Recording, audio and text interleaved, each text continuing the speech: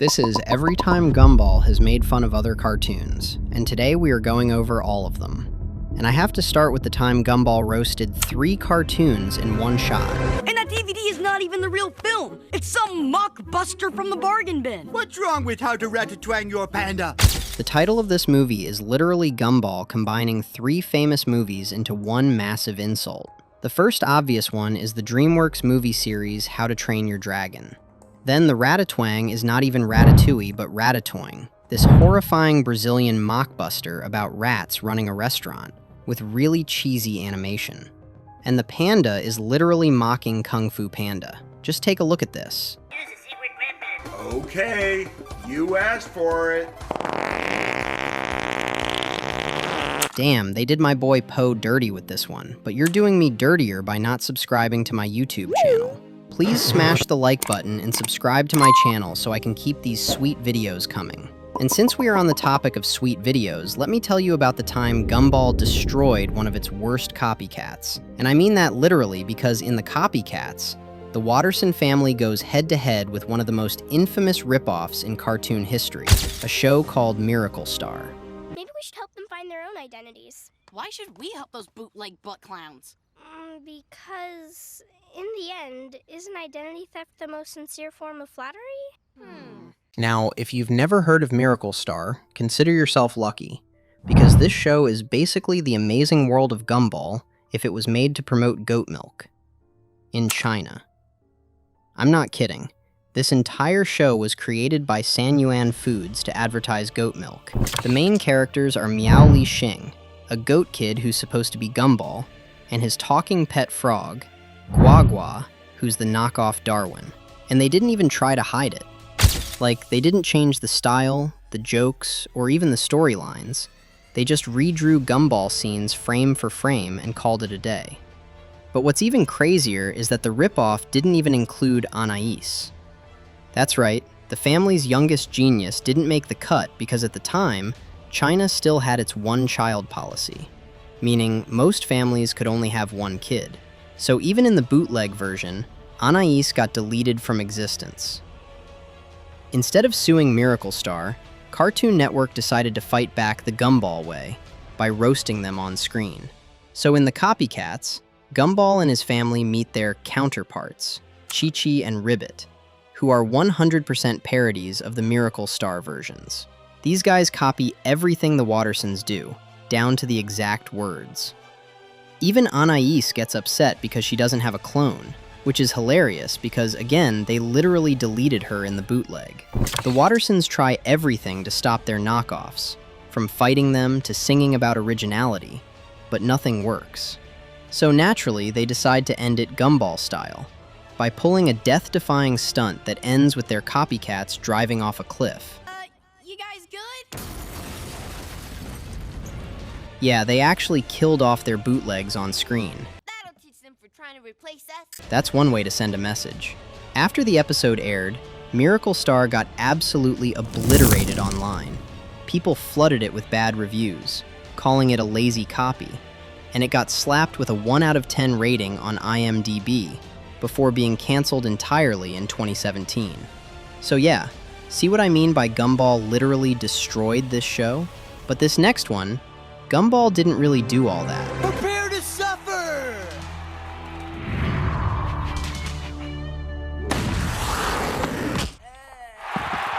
In the sweaters, Gumball and Darwin accidentally get dragged into a rivalry with some kids from Richwood High after a simple rumor spirals out of control.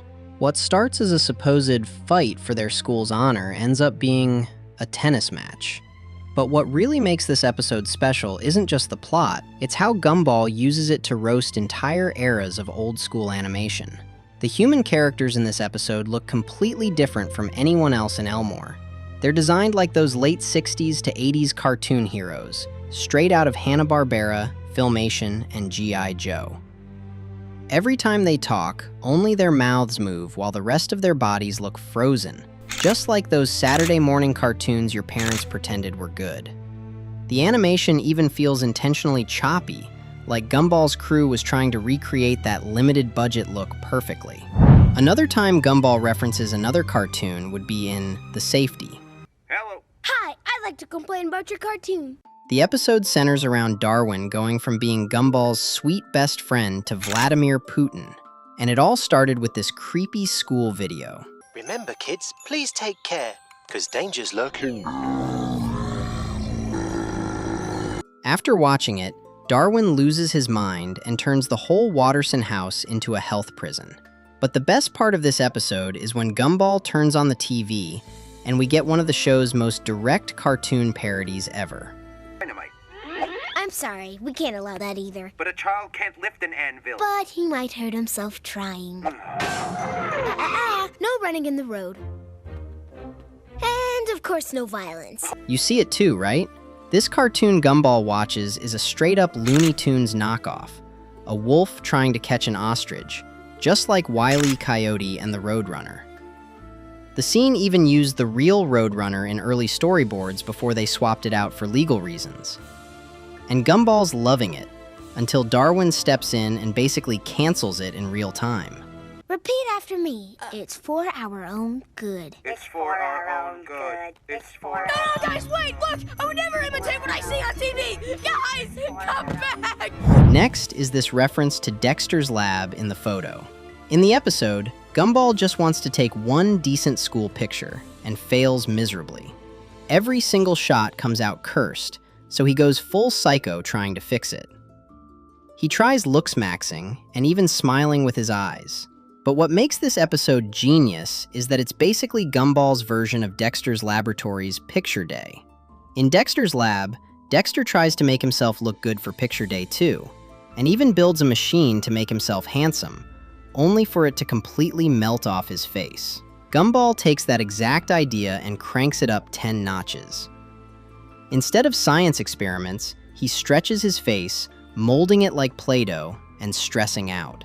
Honestly, Gumball should have just stopped stressing and hit the OG peace sign. On three. 1, 2. Another time, Gumball cranked up another cartoon's idea up a notch was in The Countdown. In the episode, an on-screen timer appears and follows Gumball and Darwin everywhere they go. Eventually, they crash into the camera, freeze time, and somehow end up breaking the entire universe. And this is where it gets interesting, because the second half of the episode straight up turns into a parody of the Simpsons Treehouse of Horror segment, Time and Punishment. In the segment, Homer keeps going back to prehistoric times, messes with something tiny, and completely destroys the future.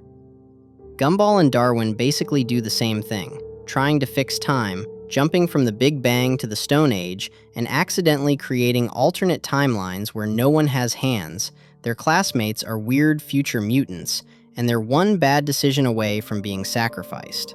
And just like Homer, when they finally fix everything, the world's still slightly wrong, with everyone blinking vertically now.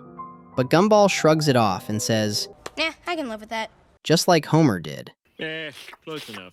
This next one isn't exactly a cartoon, but my favorite anime, Dragon Ball, and even Gumball needed more than one episode to reference Dragon Ball. In The Fury, Yuki, Nicole's old rival, returns to settle a score, and what follows is one of the best animated fight scenes in the entire series.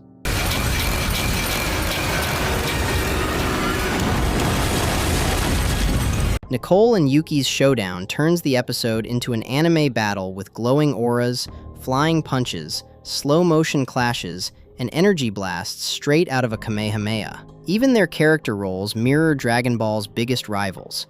Nicole as Goku, calm and disciplined, and Yuki as Vegeta, the prideful perfectionist who can't stand losing.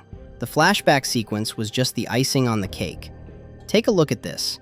Once upon a time, Nicole and my mother were friends, studying karate under my grandfather. Is this Master Roshi, or am I tripping? A few seasons later, the show even doubled down with The Synthesis. Nicole and Yuki reunite again, this time on career day, both having emotional breakdowns in a bathroom before deciding to perform the fusion dance. They fuse into Nikoshida, a single overpowered mom who storms through the school, blasting through walls and embarrassing their kids in the process.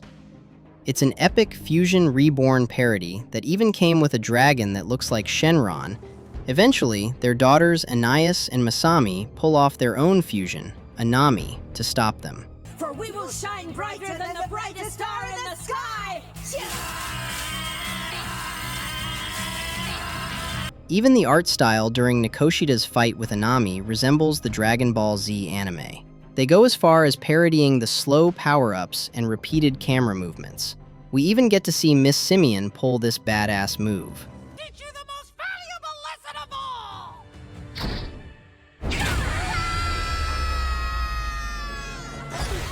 Miss Simian doing this and her knowledge of the synthesis technique is definitely a shout out to the Saiyans and their power to transform into great apes. You see, there are so many other instances that Gumball made fun of, referenced, or absolutely destroyed another cartoon. But I don't want to be here all day, so I'll just leave you with this one. It's Sammy Sunscream, the Screaming Sun! Sammy Sunscream is a direct reference to the Screaming Sun from the Rick and Morty episode, The Wedding Squanchers. Subscribe, or Gumball will destroy your favorite cartoon next, if he hasn't already.